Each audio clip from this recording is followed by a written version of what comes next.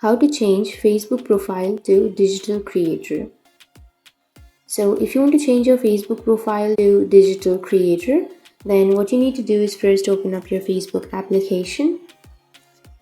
Then go for the upper right, which has that three dot icon, and then you can simply go for settings and privacy. And under settings and privacy, you can go for settings.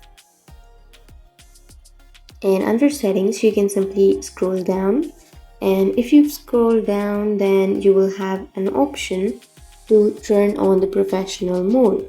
But if you don't have that option, then you will have that on your profile. So simply go to your profile, and once you're here on the profile, here on the right side you will have three dots icon. Tap on the three dots, and then here you will have turn on professional mode.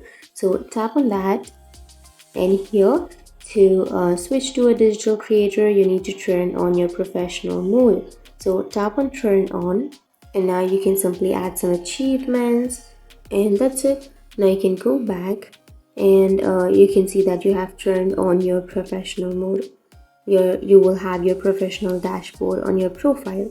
So that's how you can change your Facebook profile to digital creator. And if you have any questions, feel free to comment below. Thanks for watching.